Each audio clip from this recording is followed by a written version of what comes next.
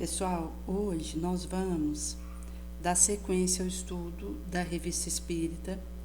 Estamos no ano de 1858, no mês de maio.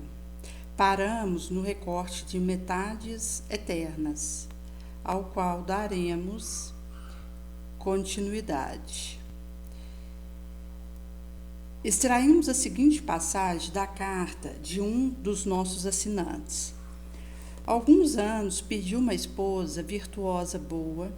Malgrado me houvesse deixado 6 filhos, sentia-me em completo isolamento, quando ouvi falar das manifestações espíritas. Logo me encontrava no seio de um pequeno grupo de amigos bons que toda noite se ocupava desse assunto. Na comunicação obtida, cedo aprendi que a verdadeira vida não está na terra, mas no mundo dos espíritos, que minha Clemence lá era feliz e que, como outros, trabalhava pela felicidade dos que aqui havia conhecido. Ora, eis um ponto sobre o qual desejar ardentemente ser por vós esclarecido. Então, em meio às comunicações obtidas naquele grupo, ele foi aprendendo que no astral está a verdadeira vida, porque nós ficamos muito mais tempo no astral do que encarnado na nossa trajetória editorial milenar que nós temos. A maior parte do tempo desencarnados e alguns períodos que intermitam de encarnação, seja num orbe outro mais primitivo, seja na Terra quando para cá, por termos atingido um determinado grau evolutivo, fôramos recambiados, no sentido de termos sido preparados para a encarnação nesse orbe. E isso vai acontecer quando soa o momento. Uma noite dizia eu à minha Clemence: querida amiga, porque apesar de todo o nosso amor, acontecia que nem sempre nos punhamos de acordo nas diferentes circunstâncias da nossa vida comum. E porque só éramos forçados a nos fazer mútuas concessões para vivermos uma harmonia boa. Ela responde: meu amigo, éramos pessoas honestas, honradas.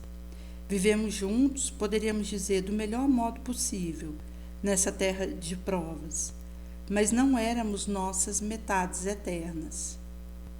Tais uniões são raras na terra, podem ser encontradas, entretanto, representam um grande favor de Deus. Os que desfrutem dessa felicidade experimentam alegrias que te são desconhecidas e que, consono vai ser trago no livro O Consolador, Emmanuel diz: a maioria das uniões afetivas na Terra são resgates, são experiências expiatórias, provacionais. Podes dizer-me, repliquei, se vês tua metade eterna? Sim, diz ela. É um pobre coitado que vive na Ásia. Só poderá reunir-se a mim dentro de 175 anos, segundo vossa maneira de contar. Reunir-vos-ei na terra ou em outro orbe? Na terra. Mas escuta, não te posso descrever bem a felicidade dos seres assim reunidos.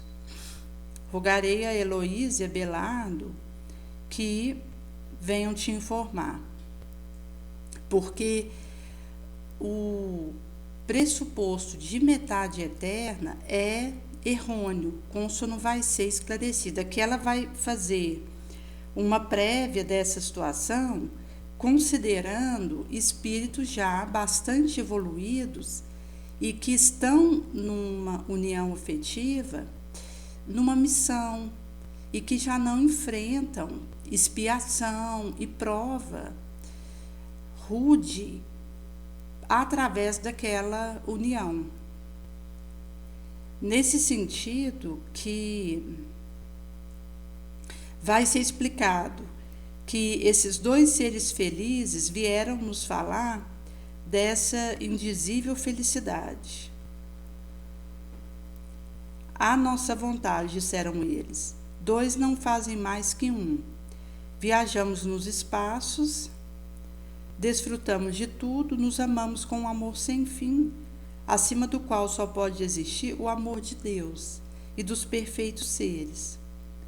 Vossas maiores alegrias não valem um só de nossos olhares, um só de nossos apertos de mão. Então, vai ser explicado essa diferença entre espíritos puros, superiores, que atributos quais inabordáveis para nós, e quando nós, ainda estagiando num orbe terrícola, percebemos as uniões que aqui acontecem, se nos disser o nosso estágio evolutivo ainda inferior. A ideia de metade eterna me alegra. Ao criar a humanidade, parece que Deus a fez dupla, e ao separar suas duas metades, teria dito: ide por esse mundo e procurai encarnações. Se fizerdes o bem na sua ação, a viagem será curta e permitirei a vossa união. Do contrário, muitos séculos se passarão antes que possais desfrutar dessa felicidade. Tal é, parece-me, a causa primeira de um instintivo movimento que leva os populachos a buscar a felicidade. Uma felicidade que não compreendemos e que não nos damos ao trabalho de compreender. Senhor, desejo ardentemente ser esclarecido sobre essa teoria de metade eterna. Ficaria feliz se encontrasse uma explicação sobre um assunto em um dos vossos próximos números. Heloísa e Abelardo, interrogados sobre esse ponto, dão as seguintes respostas. Pergunta: as almas foram criadas duplas? Se tivessem sido criadas duplas, as simples seriam perfeitas.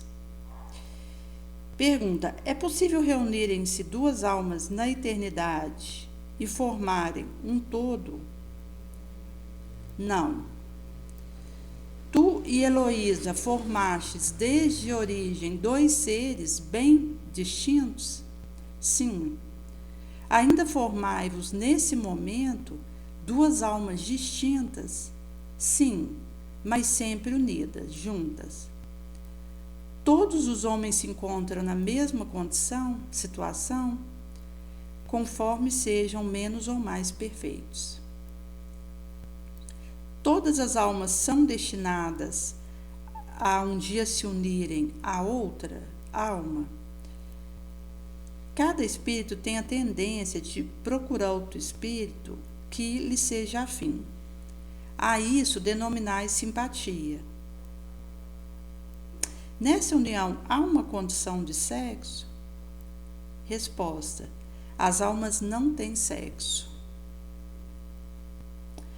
Tanto para satisfazer o desejo de nosso assinante, quanto para nossa própria instrução, dirigiremos ao Espírito São Luís as seguintes perguntas. 1. As almas que devem unir-se estão predestinadas a essa união desde sua origem, quando saíram do sopro de Deus? E cada um de nós tem, em alguma parte do universo, a sua metade, a que se unirá um dia fatalmente? Resposta: não. Não existe união fatal e particular de duas almas. Existe união entre todos os espíritos, mas em diferentes graus, segundo categoria que ocupem, isto é, segundo perfeição que tenham adquirido.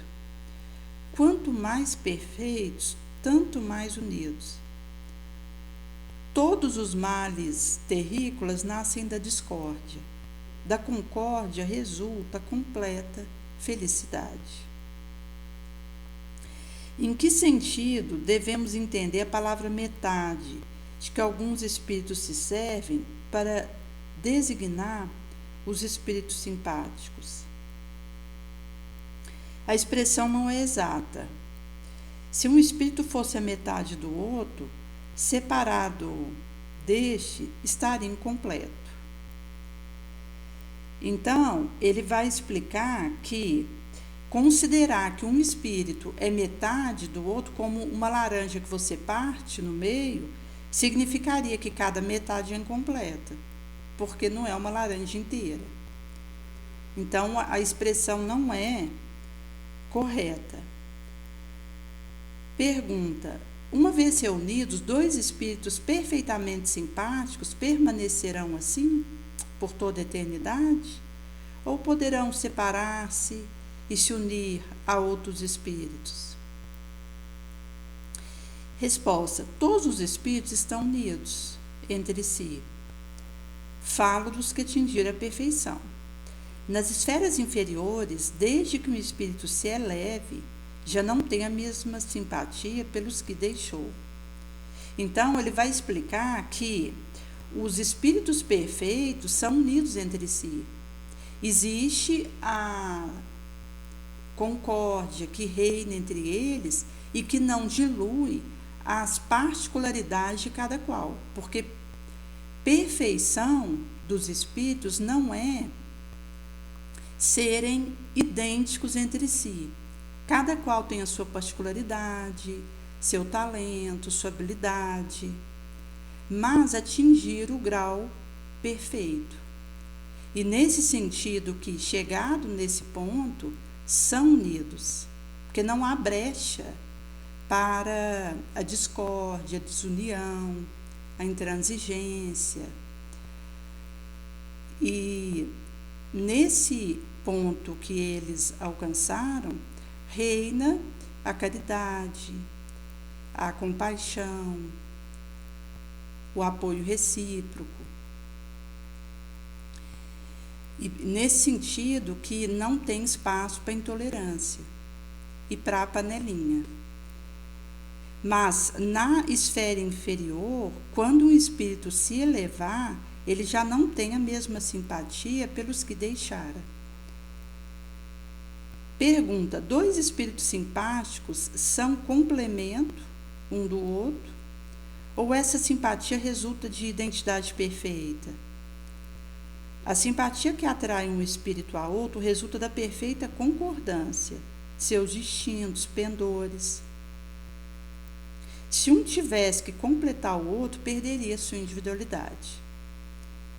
Então, a simpatia resulta dessa concordância do instinto e do pendor, não de perda de individualidade de cada qual, que continuará com as suas respectivas características, particularidades, que diferem um do outro, embora puros.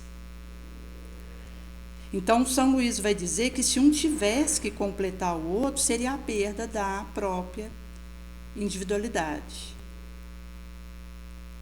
de cada qual. A identidade necessária para a simpatia perfeita consiste apenas na similitude de pensamento e sentimento, ou também a uniformidade dos adquiridos conhecimentos,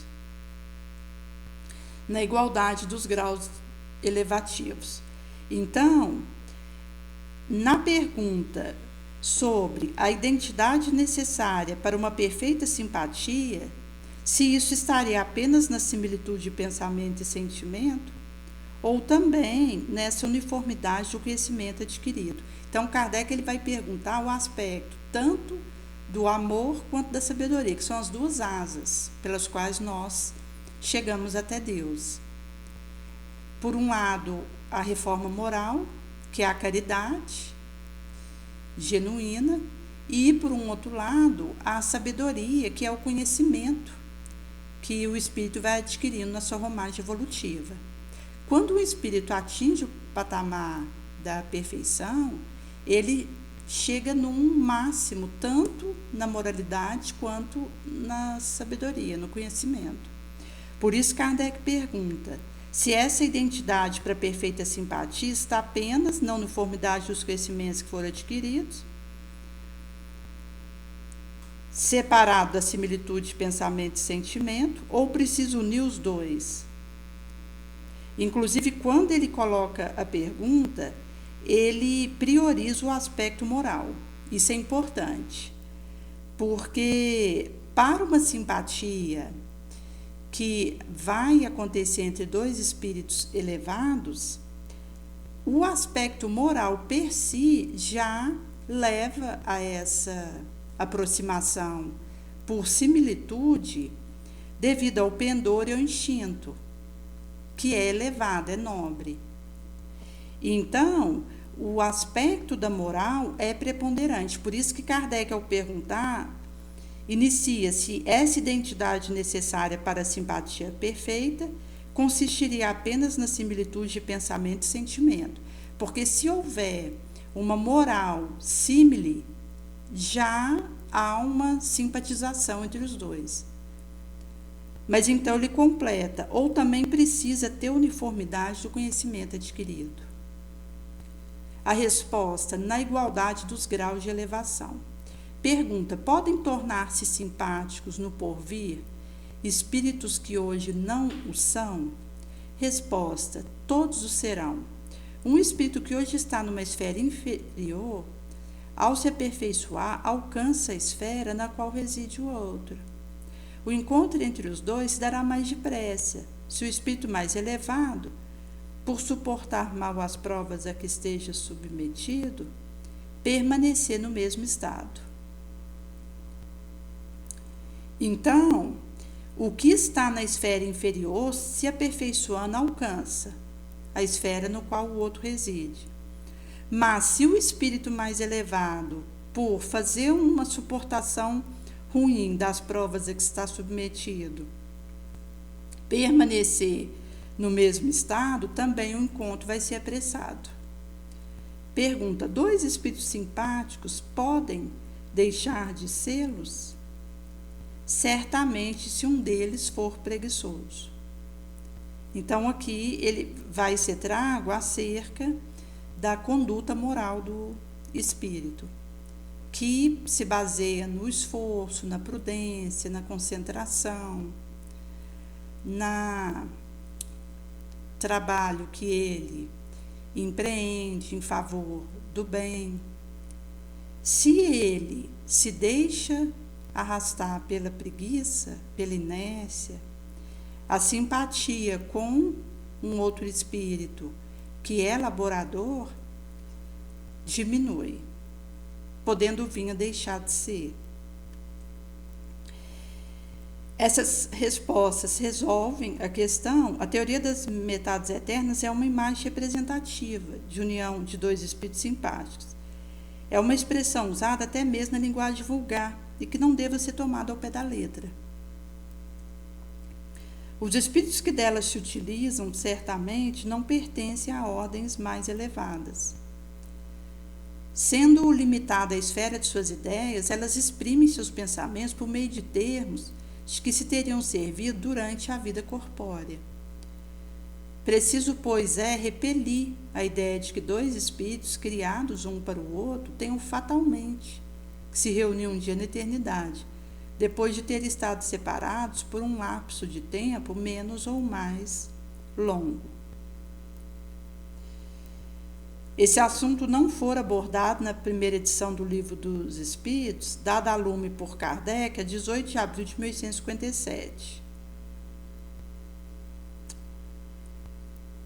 Então, aqui é trago da edição histórica bilíngue, da tradução de Evandro Noleto Bezerra, primeira edição de 2013, editora FEB, que continha somente 501 perguntas e divididas em 3 partes. Aparece na segunda edição, definitiva, de 1860. As 7 questões acima correspondem às questões 298 a 303A do referido livro supracitado, acrescidas de comentários com que o codificador as enriquecera.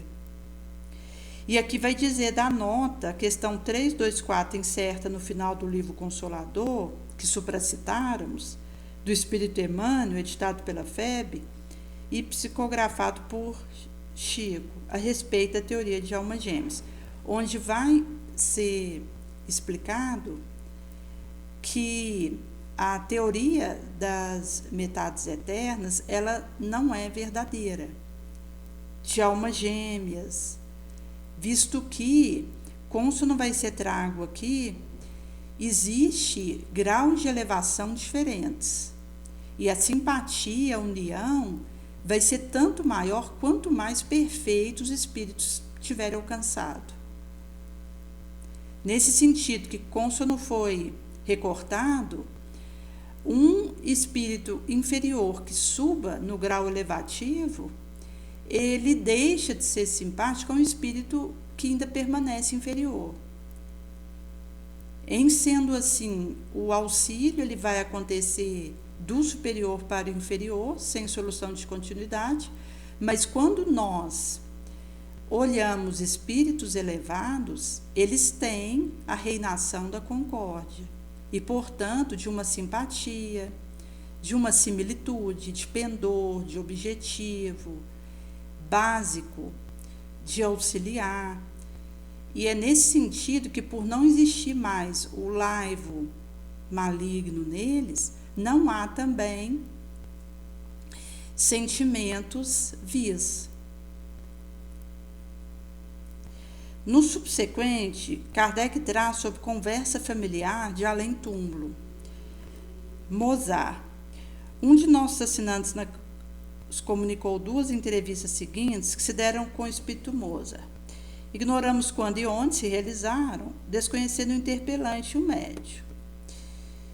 Somos estranhos a isso. A concordância perfeita existente entre respostas obtidas e as que foram dadas por outros espíritos sobre diversos pontos capitais da doutrina, em circunstâncias inteiramente diferentes, distintas, seja a nós, seja a outros, e que relatamos em nossos fascículos anteriores e no Livro dos Espíritos. Sobre tal analogia chamaremos a atenção dos leitores, que dela tirarão conclusão que julgarem acertada. Aqueles que pudessem ainda pensar que a resposta à nossa pergunta são um reflexo de nossa opinião pessoal, por aí percebe nessa ocasião, puderam exercer uma influência qualquer. Felicitamos tantos quantos, via quais essas entrevistas foram obtidas, bem como a maneira como elaboradas as perguntas. Apesar de algumas falhas que revelem a experiência dos interlocutores, foram formuladas, em geral, com precisão, clareza, ordem, e de modo algum se afastam da linha séria, essencial condição para se obter boa comunicação. Os espíritos elevados dirigem-se às pessoas sérias, que, de boa fé, humildade, desejam a beberá do esclarecimento. Os espíritos levianos se divertirão com as pessoas frívolas. Primeira conversa. Pergunta: em nome de Deus, Espírito Mozart, está aqui? Resposta: sim. Pergunta: por que és Mozart e não outro espírito? Foi a mim que evocastes, então vim. Que é um médium? O agente que une o meu ao seu espírito. Quais as modificações, tanto anímicas quanto fisiológicas, que, malgrado seu, sofre o médium ao entrar em ação intermediária? Resposta: seu corpo nada sente, mas seu espírito, parcialmente desprendido da matéria, está em comunicação com o meu, unindo-me a vós. Então ele vai trazer que o organismo não experimenta alteração, mas o espírito, parcialmente desprendido do organismo físico, se comunica com o dele, unindo-se ao dele. O que se passa nele nesse momento? Nada para o corpo, mas uma parte do seu espírito é atraída para mim. Isso Mozart falando do médium, através do qual ele está respondendo as perguntas. E faz isso escrevendo no papel, enquanto faz a resposta ao que lhe é perguntado. Então, ele vai explicar que o médium não vai ter algum acontecimento extraordinário no seu corpo durante esse acontecimento, mas uma parte do seu espírito é atraída para ele. Faço sua mão agir pelo poder que meu espírito exerce sobre ele.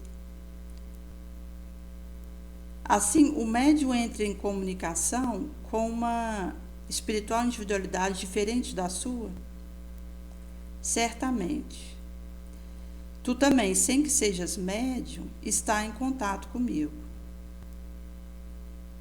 Nesse sentido que o médium ele se comunica com uma individualidade espiritual diferente da própria. Mas outros que estavam ali na saleta, sem que fossem médium, também estavam em contato com o espírito evocado que ora se comunicava.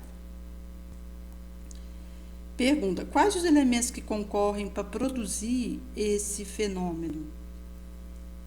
Atração dos espíritos para instruir os homens.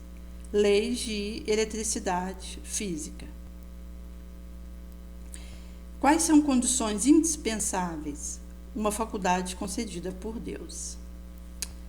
Qual o princípio determinante? Não posso dizer. Poderias revelar-nos suas leis? Não. Mais tarde sabereis. Em que termos positivos poder-se anunciar a fórmula sintética desse fenômeno maravilhoso? Leis que por ora não poderíeis compreender, desconhecidas. Poderia o médium pôr-se em relação com a alma de uma pessoa viva e em que condições? Facilmente, se a pessoa estiver dormindo. Se uma pessoa viva for evocada em estado de vigília, pode adormecer no momento da evocação, ou pelo menos sofrer um entorpecimento, suspensão da faculdade sensitiva. Só e porém a evocação não surte qualquer efeito, sobretudo se não for feita com intenção benevolente e séria. Então Kardec vai explicar que o indivíduo encarnado, se for evocado em estado de vigília, ele pode sofrer uma suspensão da faculdade sensitiva, entorpecer, adormecer. Mas, frequentemente, a evocação não surtirá qualquer efeito, sobretudo se não houver uma intenção séria, benevolente. Então, vai ser perguntado o que entendes pela palavra alma, centelha divina, e por espírito. Alma e espírito são a mesma coisa. Como espírito imortal, tem alma consciência do ato da morte, consciência de si mesma ou do eu imediatamente após a morte? A alma nada sabe do pregresso, nem conhece o porvir senão após a morte do corpo. Então, sua vida passada, as últimas provas que sofrerá, é visto por ela. Assim, não se deve lamentar o que se sofre na terra, a tudo suportando com coragem e resignação. Então, a alma, apesar de nada saber do passado nem conhecer o futuro, quando está encarnada, ao vir a desencarnar, verá a sua vida passada, as últimas provas que sofrerá. Assim, não deve se lamentar o que sofrer aqui na terra e se suportar com resiliência, de forma intimorata, abnegada. Ela, ao vir a desencarnar e ter o retrospecto da sua trajetória encarnada, poderá ter a satisfação de aproveitar corretamente o seu tempo e deixado aqui pelo menos mais coisas boas que ruins. O recomendado é que nós possamos fazer um aproveitamento da nossa encarnação tal que ao olhar para trás, percebamos que deixamos apenas coisas boas. Após a morte, acha-se a alma desprendida de todo elemento, de todo liame terrícola? De todo elemento, não. Tem ainda um fluido que lhe é próprio, que aure na atmosfera de seu planeta, que representa a aparência de sua última encarnação. O laço terrícola nada mais é para ela. Sabe ela de onde vem para onde vai? A 15ª resposta resolve essa questão.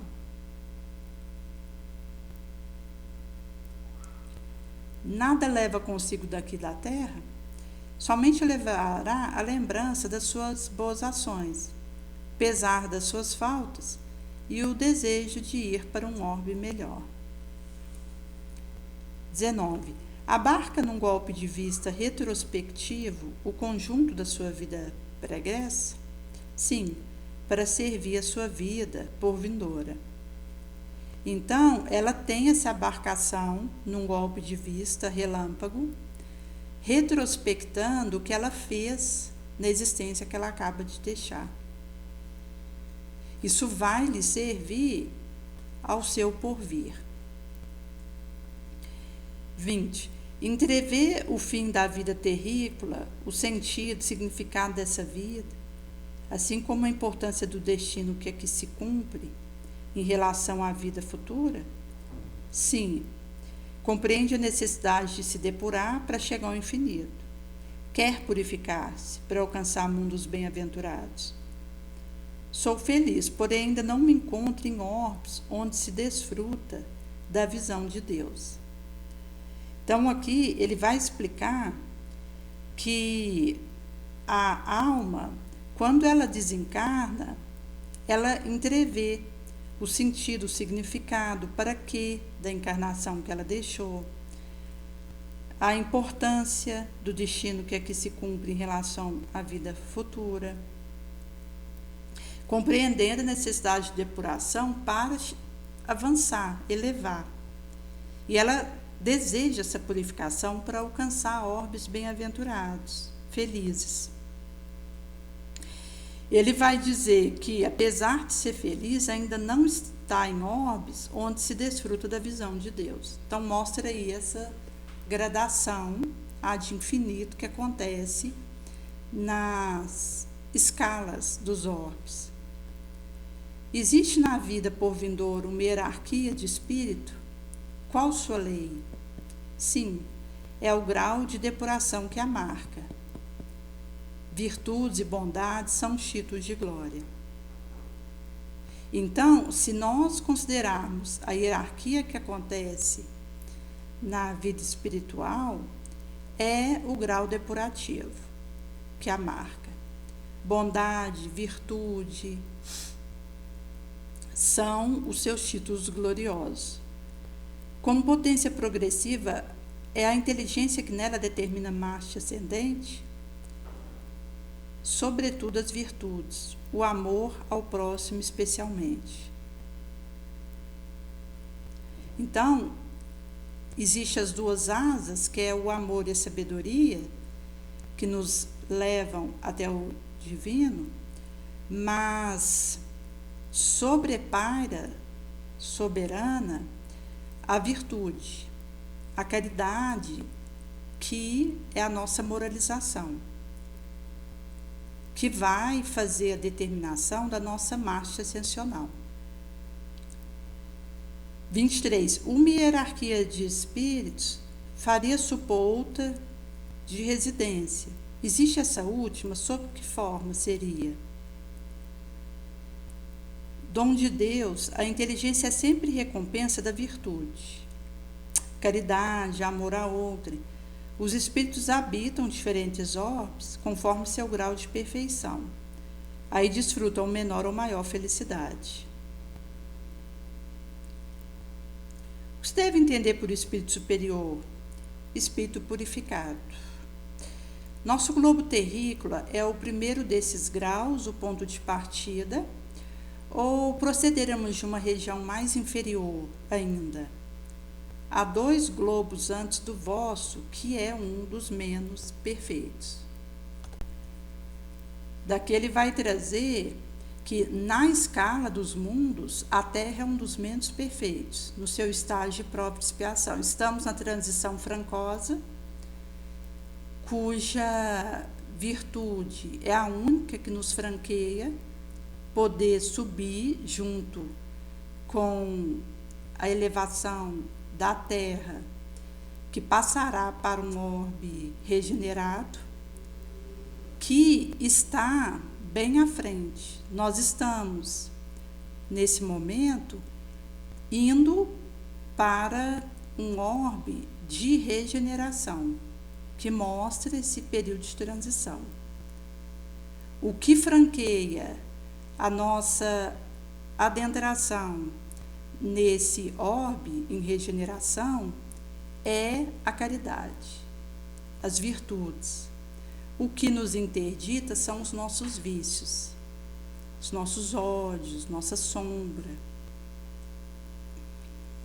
Daí ele vai trazer que antes da Terra existe 2 globos nessa escala que são menos perfeitos que aqui, mas a Terra é um dos menos perfeitos. Então a gente tem aí os orbes mais primitivos, como Quiron, onde os habitantes ainda estão na idade das cavernas. 26. Qual mundo que habitas? Ali és feliz? Resposta: Júpiter. Nele desfruto de grande calma. Amo a todos que me rodeiam. Não temos ódios, ressentimentos. Se guardas a lembrança da vida terrícola, deves recordar-te do casal de Viena. Já os vistes após a sua morte? Em que mundo e em que condições? Não sei onde estão. Não te posso dizer. Um é mais feliz que outro. Por que me falas deles? 28. Por uma única palavra indicativa de um fato capital da tua vida e que não podes ter esquecido, seria possível fornecer uma certa prova dessa lembrança? Intimo-te a dizer essa palavra. Resposta: reconhecimento, amor. Na segunda conversa, o interlocutor não é mais o mesmo. Pela natureza, possível tratar-se de músico, feliz por se entrever com o mestre. Após diversas perguntas que nos parece inútil relatar, diz Mozart: acabemos com as perguntas. Conversarei contigo, dir-te-ei o que em nosso mundo entendemos por melodia. Por que não me evocaste mais cedo? Ter-te-ia respondido. Então, vai ser direcionado a ele a pergunta: o que é melodia? Resposta: para ti só é uma lembrança de vida passada. Teu espírito recorda aquilo que entreviu num mundo melhor. No planeta em que habito, Júpiter, há melodia em todo lugar. No crepitar da folha, no murmúrio da água, no canto do vento, a flor sussurra, canta. Tudo torna o som melodioso. Sê bom, conquista esse planeta pelas tuas virtudes. Cantando a Deus, bem escolheste. A música religiosa auxilia a elevação da alma. Gostaria de vos poder inspirar o desejo de ver esse orbe onde somos tão felizes. Todos somos caridosos. Ali tudo é belo, a natureza é admirável. Tudo nos inspira o desejo de estar com Deus. Coragem, intrepidez. Acreditar em minha comunicação espírita. Desfruto do poder de vos dizer o que experimentamos. Possa eu vos inspirar bastante amor ao bem, assim vos tornando dignos dessa recompensa, que nada é ao lado de outras as que aspire. 3. Nossa música é a mesma em outros orbes? E no fim dessa pergunta, onde foi dada a supracitada resposta, ele vai dizer, na parte derradeira, que quanto mais amor a gente tem ao bem, mais nos dignificamos da recompensa de ir para um Júpiter, que nada é ao lado de outras a que ele aspira.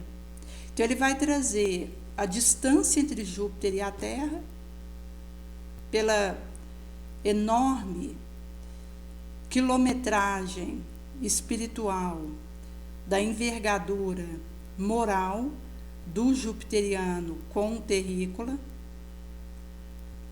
e nesse sentido que, ao traçar essa diferenciação para nós, ele vai dizer que Júpiter, em relação a orbes mais elevados, é nada. Então, no subsequente é feita a pergunta: nossa música é a mesma em outros orbes? Não.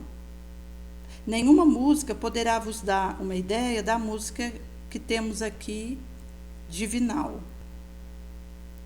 Faz por merecer o gozo de semelhante harmonia. Coragem, luta. Não possuímos instrumentos. Os coristas são aves, plantas. Pensamento compõe e os ouvintes desfrutam sem opção material, sem auxílio de palavra. Isso a uma distância incomensurável. Nos orbes superiores, isso é ainda mais sublime, inabordável, como os atributos dos anjos. 4. Qual a duração da vida de um espírito encarnado em outro orbe que não nosso? Curta no planeta inferior, mais longa no mundo como esse em que tenho a felicidade de estar. Em Júpiter, ela é em média de 300 a 500 anos. Há alguma vantagem em voltar-se a habitar a Terra?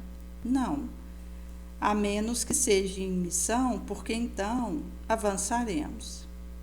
6. Não se seria mais feliz permanecendo na condição espiritual? Não, estacionar-se-ia, e o que se quer é caminhar para Deus. 7. É a primeira vez que me encontro na Terra? Não, mas não poderia falar do seu pregresso. 8. Eu poderia ver-te em sonho? Se Deus o permitir, far-te-ei ver minha habitação em sonho. Dela guardarás lembrança. 9. Onde estás aqui? Entre ti e sua filha. Veja os dois. Estou sob a forma que tivera quando vivo. Poderia ver-te? Sim, creio e verás. Se tivesses mais fé, ser-nos-ia permitido dizer o porquê. Tua própria profissão é um laço entre nós. Como entraste aqui? O Espírito atravessa tudo. Estás ainda muito longe de Deus? Sim. Compreendes o que seja eternidade melhor que nós? E aqui, relevando esse recorte, em que Mozart diz que, se ele tivesse mais fé, seria feita a permissão de dizer o porquê, visto que a profissão dele é um laço entre eles. Nesse sentido que, quanto mais fé nós temos, mais nós podemos antever as verdades divinas, que está nesse tripé: esperança, fé, caridade.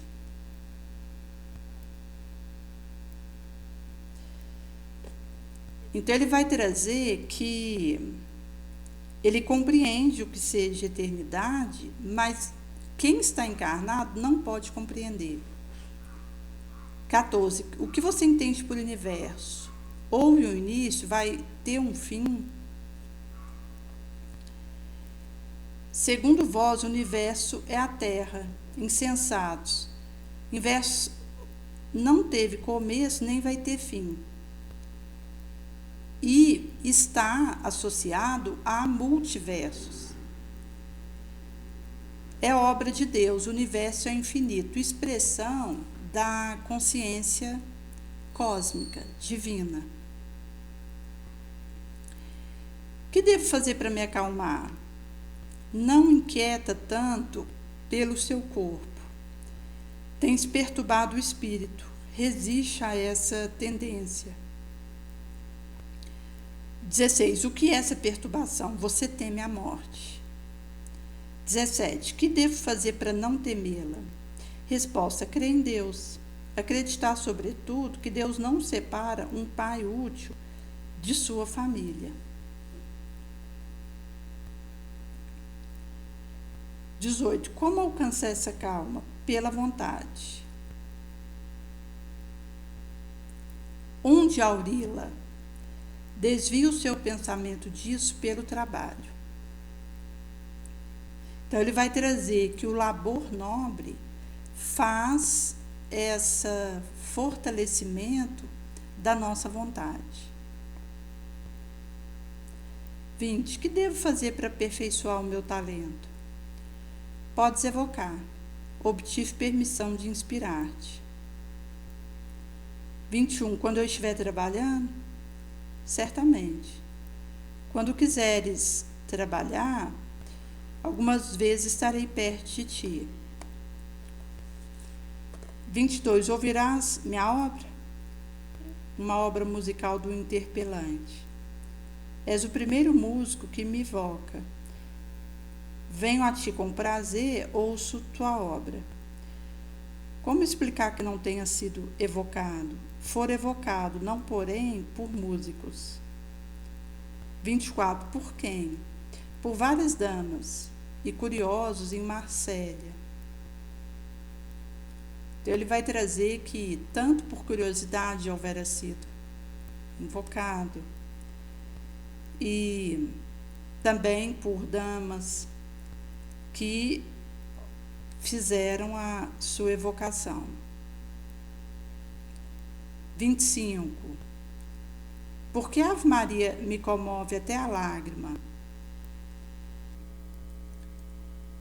Resposta: teu espírito se desprende, junta-se ao meu e ao de Pergolese, que me inspiraram essa obra, mas esqueci aquele trecho. 26. Como pudeste esquecer a música, por ti mesmo composta? Resposta: que tenho aqui é tão bela, como lembrar daquilo que era só matéria? Vês minha mãe? Ela está reencarnada na terra. Em que corpo? Não te posso dizer a propósito. E aqui, gente, inclusive o termo que é usado para o movimento de chamar um espírito e o interpelá-lo é evocação. Nós temos também um outro termo que traz uma similitude, que é invocação. Mas a evocação dá uma ideia mais apropriada, correta, porque está sendo chamado um espírito para vir ter com aquele populacho que está ali. Nesse sentido que vai sendo feita essas sequências de perguntas e o espírito, ora evocado, vai trazendo as respostas respectivas. 29. Meu pai, está errante para auxiliar no bem, fará tua mãe progredir. Juntos se encarnarão, serão felizes. Ele me vem ver? Resposta: sói. A ele deves teus impulsos caritativos. 31. Foi minha mãe quem pedira para reencarnar-se? Sim, tinha grande vontade de elevar-se para uma nova prova, adentrar no mundo superior, a Terra. Já deu um passo imenso nesse sentido. O que queres dizer com isso? Ela resistiu a toda tentação. Sua vida na Terra foi sublime, comparada com seu pregresso, que foi o de um espírito inferior. Assim, galgaram alguns degraus. 33. Havia escolhido então uma prova acima das forças que tinha? Resposta: sim, foi isso. Então, aqui mostra que quando o indivíduo escolhe provas acima das suas forças, é porque ele está contando com um esforço, uma paciência, uma vontade, uma concentração, que ele vai, por um querer ardente, firme, improvisando, para atuar no limiar da sua força. Nesse sentido que a mãe dele tinha uma vontade grande de se elevar para uma nova prova, que a viabilizasse adentrar um orbe superior à Terra. E tinha conseguido dar um imenso passo nesse sentido. Ao resistir a toda tentação, tendo uma trajetória terrícola sublime, comparada com seu pregresso de um espírito inferior, galgando alguns degraus, por ter escolhido provas acima da sua força. Porque mostra que a vontade foi tão potente, tremenda, empoderada, que ela conseguiu improvisar e utilizar forças que até ali não trazia para lidar com aquilo. Por isso o salto moral é maior. 34. Quando sonho que a vejo, é ela própria que aparece? Sim. 35. Se tivesse evocado Bichet no dia da inauguração da sua estátua, ele teria respondido? Estaria lá? Resposta: ele estava lá. Eu também.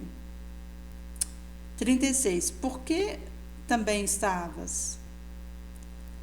Pela mesma razão que vários outros espíritos, que sentem felizes por vos ver desglorificando quem se ocupa do popular sofredor, que desfrutam o bem.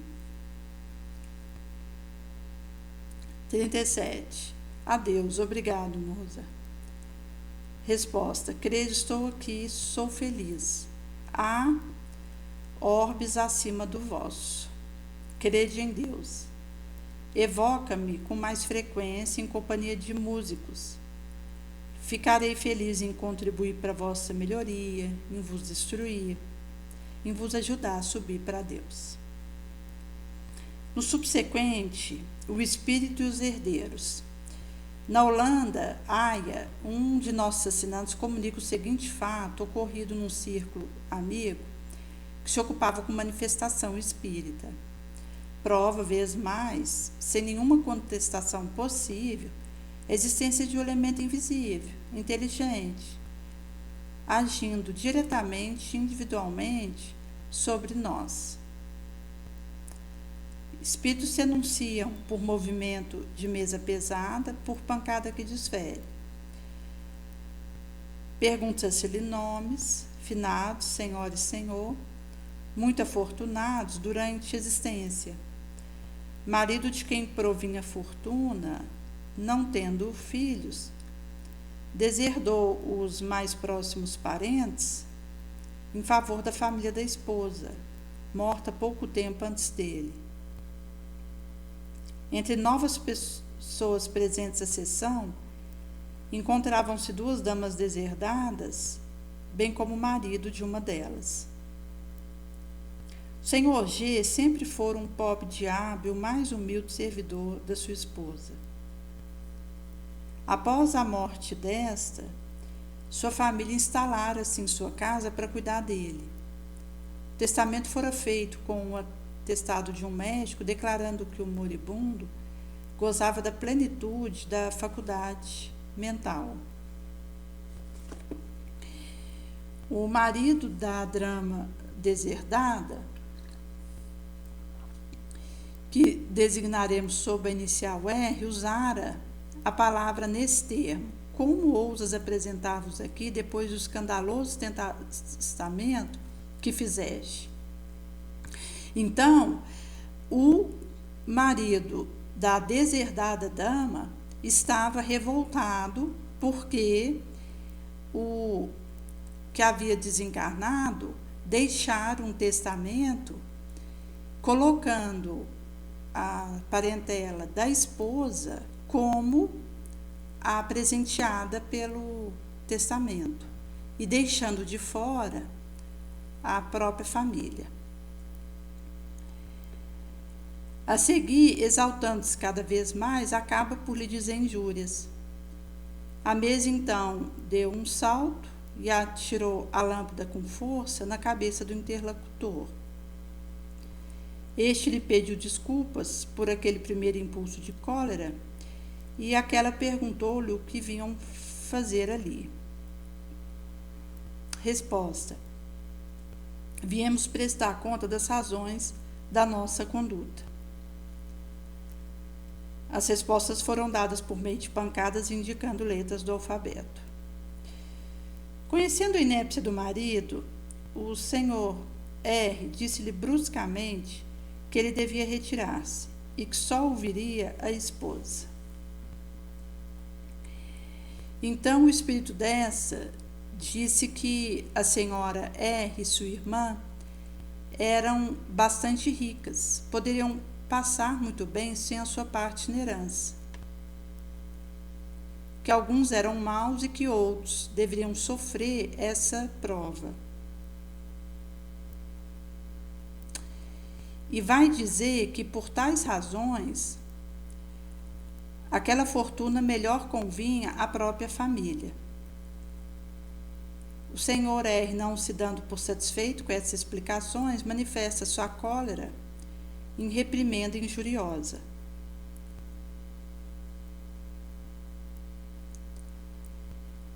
A mesa então agita-se violentamente, empina-se, bate forte pancada no assoalho, atira mais uma vez a lâmpada sobre o senhor R. Após acalmar-se, o espírito tenta convencer que desde sua morte tinha sido informado de que o testamento fora ditado por um espírito superior. O senhor R e suas senhoras, não mais desejando prosseguir em uma contestação inútil, ofereceu-lhe perdão sincero. Logo a mesa se levanta para o lado do senhor R, desce suavemente contra o seu peito, como se quisesse abraçá-lo. As duas senhoras recebem o mesmo gesto de gratidão. A mesa tinha uma vibração muito pronunciada.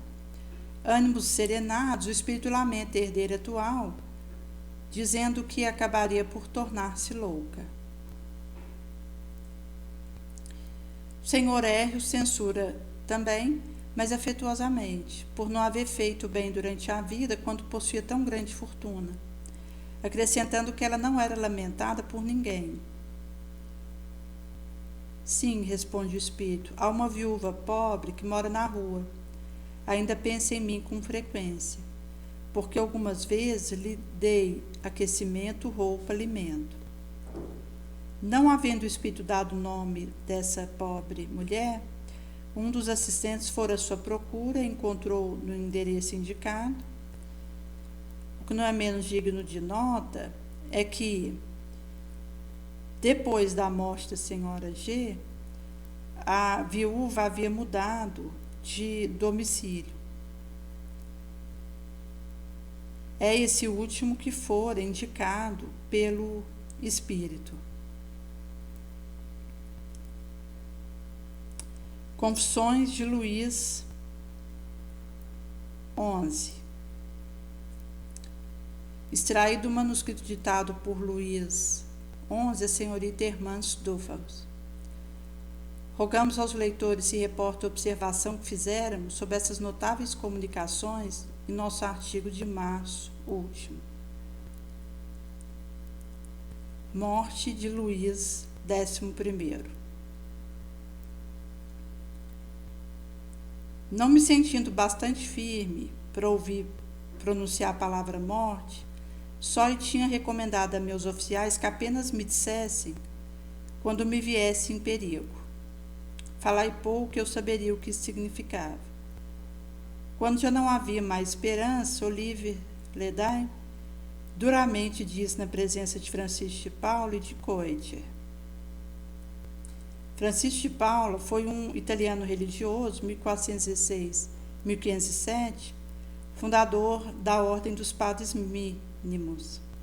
Reconfortado espiritualmente o rei Luís XI no momento da sua morte, sendo posteriormente conselheiro espiritual dos seus filhos. Nesse sentido que ele vai trazer, majestade, preciso é que nos desobriguemos do nosso dever. Não tenha esperança nesse santo homem nem qualquer outro, porquanto chegasse ao fim. Pensa na sua consciência, não há mais remédio. A essas cruéis palavras, toda uma revolução operara-se em mim. Eu já não era o mesmo homem, me surpreendia comigo mesmo. Pasado, desenrolou-se rapidamente ante meus olhos. Coisas me pareceram sob um novo aspecto. Não sei o que de estranho se passava em mim. Duro olhar de Olivier le Daim, fixado sobre o meu rosto, parecia interrogar-me. Para subtrair-me a esse olhar frio e inquisidor, respondi com tranquilidade aparente. Espero Deus me ajude. Talvez não esteja tão doente como imaginais. Ditei minhas últimas vontades, mandei para junto do jovem rei aqueles que ainda me cercavam. Encontrara-me só com meu confessor, Francisco de Paula, le Daim Coitier. Francisco me fez uma exortação tocante. Parecia a cada uma de suas palavras que os meus vícios se apagavam e que a natureza retomava o seu curso. Sentindo-me aliviado, começo a recobrar um pouco de esperança na clemência divina. Então, à medida que ia sendo falado pelo confessor, isso ia levando a uma experiência por Luís de apagamento do seu vício, com a natureza retomando seu curso. Sentiu o alívio, recobrando um pouco da esperança na clemência de Deus. Recebe os últimos sacramentos com uma piedade resignada, firme, repetindo a cada instante: Nossa Senhora de Embrun, minha boa Senhora, ajuda-me. Terça, 30 de agosto, cerca de 7 horas da noite, cai em nova prostração. Todos que estavam presentes, crendo-me morto, retiraram-se. Olivier le Daim Coitier, temendo a execração pública, permaneceram junto ao meu leito, já não ter outro asilo. Logo recobrar inteiramente a consciência. Ergo-me, sento-me na cama e olho em torno de mim. Ninguém da minha família, nenhuma mão amiga buscava a minha, nesse supremo momento, tentando suavizar minha agonia numa última carícia. Aquela hora, talvez, meus filhos se divertissem enquanto morria seu pai. Ninguém pensou que o culpado ainda pudesse ter um coração que compreendesse o seu. Procurei ouvir um soluço abafado, mas só ouvi a risada dos 2 miseráveis que estavam junto de mim. Em um canto do quarto, percebo minha galga, que é uma fêmea do galgo, cão de perna comprida, alongado o corpo com o abdômen muito estreito, focinho afilado, extremamente veloz e ágil, que morria de velha. Meu coração estremecera de alegria. Tinha um amigo, um ser que me estimava. Fiz-lhe sinal com a mão, a galga se arrastara com dificuldade até o pé do meu leito e veio lamber a mão agonizante. Oliver percebeu esse movimento, praguejando, levanta-se bruscamente e golpeia o infeliz animal com um bastão até que morresse. Ao morrer, meu único amigo lançou-me um doloroso e longo olhar. Oliver empurrou-me violentamente sobre o leito. Deixei-me cair, entreguei a Deus a minha alma culpada. Então mostra aí essa trajetória de dor que ele experimenta no momento derradeiro e que vai nos remeter a essa resignação, essa resiliência que nos ajuda a viver as nossas dificuldades, os nossos desafios com aproveitamento da expiação. Porque então a gente vai purgando nossas manchas, nossos débitos, ao viver bem aquela dor. E Luiz, ele, acolhendo de forma conformada e humilde aquilo que estava acontecendo, poderia alçar a uma tranquilidade no momento derradeiro e já se desprender com mais velocidade do liame terreno, da matéria.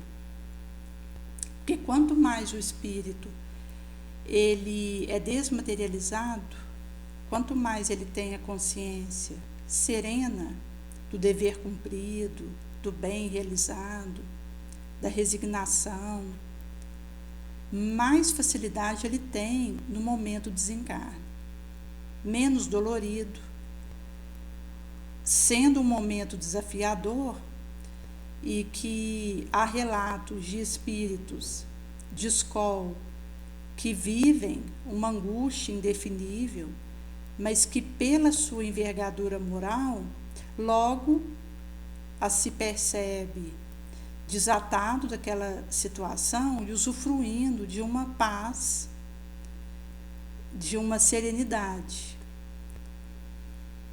Por outro lado, se o espírito ele é mais materializado, ainda está na ganga passional e algemado à própria sombra do sentimento de ira, de violência, de ressentimento, de rebelião, ele, no momento do desencarne, vai ter mais dificuldade para deixar o corpo. E acontece de muitos espíritos recém-desencarnados se acreditarem ainda encarnados.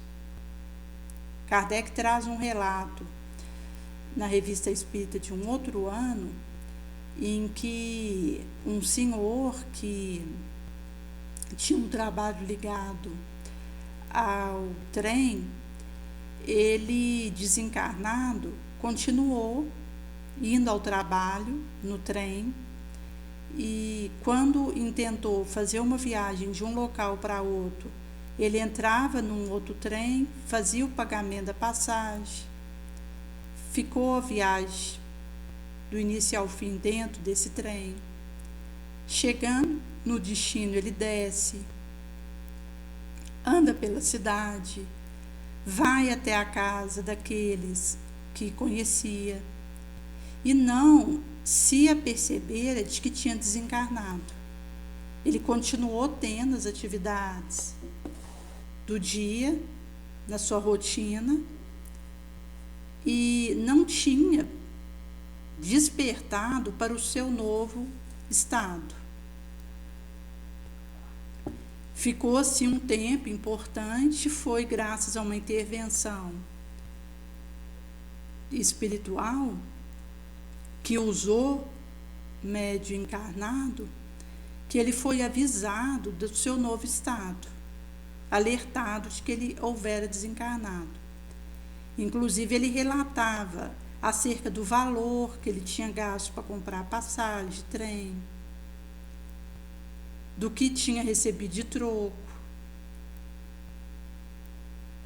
de onde havia ido em Paris, dando detalhes de alguém que encarnado faz um relato das atividades últimas que teve, mas ele estava desencarnado. E isso não é raro. Inclusive está ligado a como o espírito vive a sua encarnação. Porque se o indivíduo ele é apegado aos bens materiais, se ele dá uma importância para o organismo, fez uma alteração cirúrgica que o custou muito para fazer um aperfeiçoamento de aparência, então acaba que uma prótese, um botox, um implante, isso tudo aumenta a importância do corpo para o indivíduo, só contribui para pegar mais ao corpo. E nós estamos numa sociedade que valoriza muito a aparência, em detrimento da essência. Então, inclusive, essa questão de cirurgias estéticas, plásticas, tem aumentado. No Brasil, além país, porque em toda parte existe o pipoque de materialistas que dão importância para aquilo que é externo, ilusório, aparente. E isso contribui para o apego ao que é material, dificultando a vivência do valor nobre pelo indivíduo e o seu desencarne. Inclusive, esse aspecto do ditame materialista tem a ver com a moda que é imposta, com aquilo que nós aceitamos e tomamos como importante, necessário para nós, e que não passa de quimera, de movimento de distração, de perda de tempo. Porque, como foi dito na invocação com Mozart, em que ele houvera sido evocado, quando soa o nosso momento de hipoastral, a única coisa que nós vamos levar é o bem que tivermos feito, a lembrança do que de ruim tivermos deixado, que vai manchar nossa consciência, impondo um despertar doloroso e necessidade ingente de espiar, reparar, e a dolorosa sensação de perda de tempo. É nesse sentido que o que nós pudermos fazer enquanto estivermos encarnados para nos espiritualizarmos, desatrelando do que é material e nos eterizando, vai facilitar pelas eleições que nós vamos fazer daquilo que importa. Em sendo assim, eu tendo diante de mim a minha destinação para que encarnei na Terra, o objetivo da minha vilegiatura, vi o meu propósito de vida, eu vou focar nisso. Sair dessa rota é movimento de distração. E acontece do indivíduo juntar um valor para garantir um futuro que é imaginário e que faz esse apego aumentar. Pagar um seguro, comprar um sapato de marca. E nesse sentido que só vai contribuindo para o indivíduo desviar do seu espírito, do que ele precisa produzir de frutos aqui, diante dos empréstimos que recebeu, do seu talento, do seu tempo, do seu ganha-pão. Tudo que nós temos aqui são empréstimos que prestamos conta. Inclusive, nessa parte que vem falar acerca da herança, é uma situação que tem a ver com essa nossa materialização, que faz com que indivíduos se engalfiem por herança, por quinhão, que vai receber ou que deixou de receber, onde um entra na justiça contra o outro, que leva a desequilíbrio, a briga, assassinato, loucura, por causa de valores amoedados, de imóvel, que é passageiro, que está distraindo o indivíduo daquilo que ele precisa realizar e que leva, inclusive, a essas dificuldades, tanto para o desencarnante quanto para quem fica. Porque se o indivíduo tem uma ligação material forte com um sítio que deixou, ele, ao desencarnar, vai querer voltar para lá. Então, ele se demora ali. E isso impede de adentrar o além para seguir sua trajetória evolutiva. Circula em torno de uma moto, de um banco, de uma casa, porque ele estabeleceu uma ligação com isso que o faz lembrar do que de material ficou e não dá importância para as coisas ruins que ele plantou e que ele precisa ir para o astral para poder fazer a urdição de maneira de reparar. Então, é uma cegueira realizada pelo materialismo em nós. E isso vai levar sofrimento tanto para o que fica, porque irá determinar a maneira como ele agirá diante de uma herança, de algum tipo de bem que ele terá a perspectiva de receber, como vai interferir para aquele que demanda o astral. Então, ele volta, fica em torno daquele bem, não consegue perceber que desencarnou, corre o risco de ser levado por obsessores que se aproveitam da sua situação. Nesse sentido, que vai levando a uma série de consequências em cascatas que representam os males que a cultura materialista realiza em nós. Por isso que Jesus, ele vai nos dizer para construirmos tesouros espirituais. Onde eles estiverem, estará nosso coração. O que vale a pena, o que importa. Onde o ladrão não rouba, a traça não corrói, a ferrugem não rói.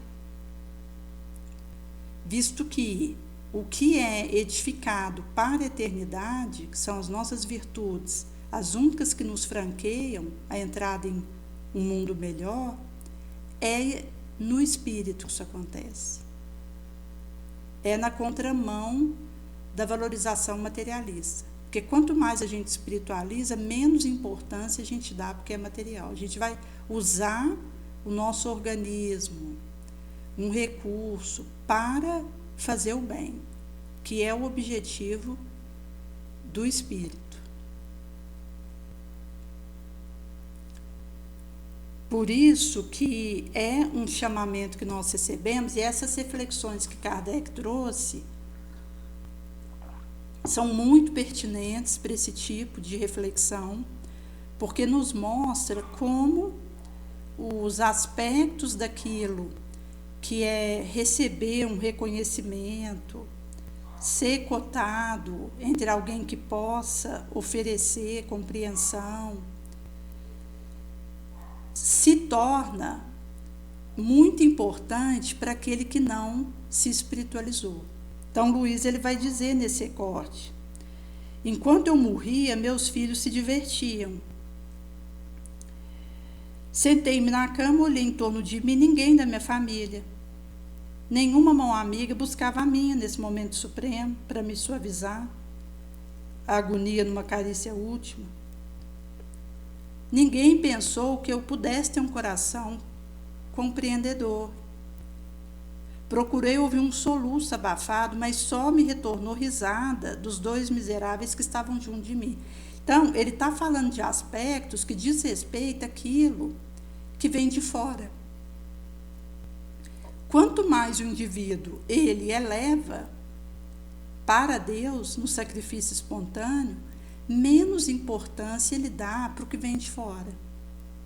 Ele pode vir a desencarnar solitário numa sarjeta, mas ele vai estar em paz. Porque em conexão com Jesus, que na hora derradeira vem acolhê-lo. É nesse sentido que até mesmo o peso que a gente dá para aquilo que venhamos a receber nesse momento, ele vai ser maior se eu não me espiritualizei, se eu não elegi os valores legítimos da caridade, da bondade, do perdão. Porque quanto mais a gente aprimora a arte de amar, menos a gente precisa receber de alguém. Porque o indivíduo que se agiganta nessa perspectiva, ele é feliz por se doar, por oferecer amor. Ele deixa de necessitar o receber. Isso vai acontecer pela interação, mas não é algo imperativo para aquele que alcançou a maioridade moral na caridade, com sua consequência legítima. É mais feliz por oferecer, por amar, do que por receber, ser amado. Então, o indivíduo ele busca levar auxílio, sem cogitar de recompensa, de retorno, de qualquer porte, de receber. Por isso que essas reflexões que Kardec traz vão nos despertar para o que nós estamos fazendo da nossa espiritualização, porque o tempo corre. 80 anos é um sopro, logo, e não saberemos quando, seremos chamados para o astral. E cônsono foi trago na Revista Espírita, supracitada, a única coisa que vai conosco a nos auxiliar no além é o bem deixado aqui atrás dos nossos passos. É o que tivermos distribuído de utilidade.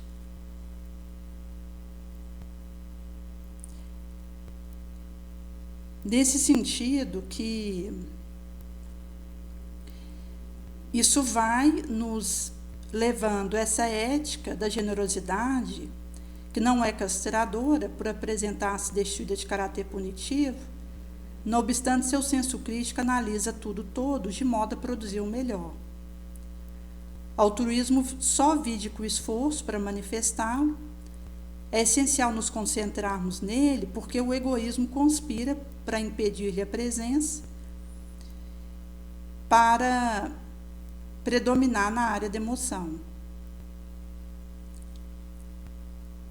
Esse egoísmo, a nossa sombra, vai tentar, para nossa mente se desviar, abrindo brecha para instalar a ideia pessimista desanimadora.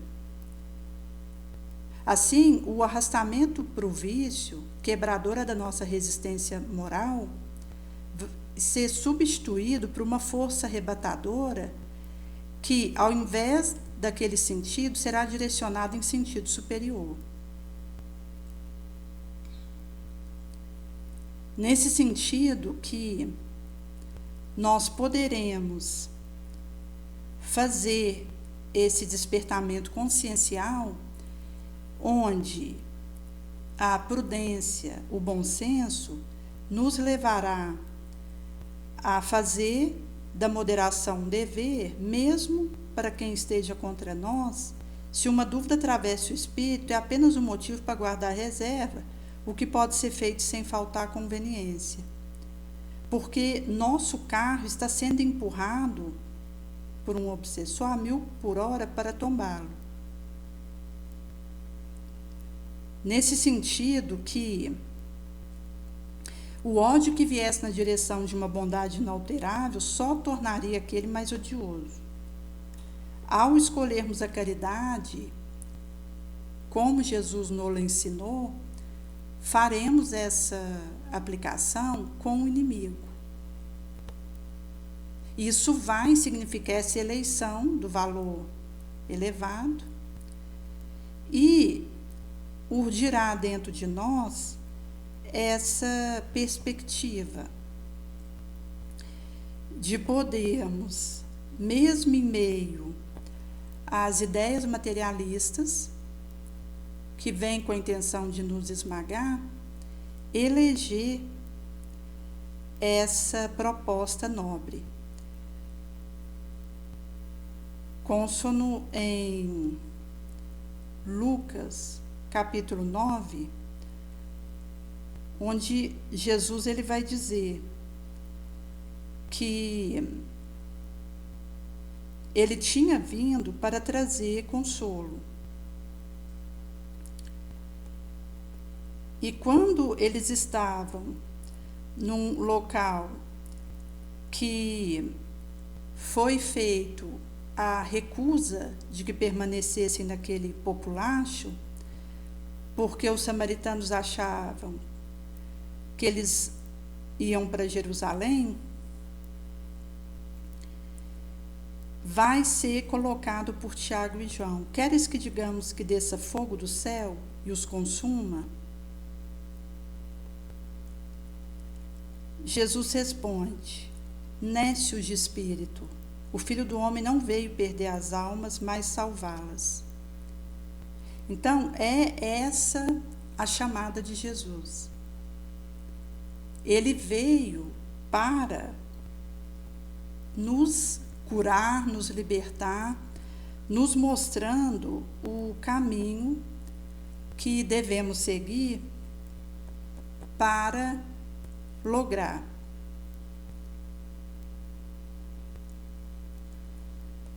Por isso que essa situação que nós estamos significa que, em meio aos valores terrenos, nós fomentaremos, porta dentro da alma, a sabedoria. Sairemos da ignorância para a verdade, que liberta, que nos cura, que nos harmoniza e nos dá a direção de, renunciando a nós próprios, nos autonegando, perdendo nossa vida, tomarmos nossa cruz e seguirmos leais após o Mestre.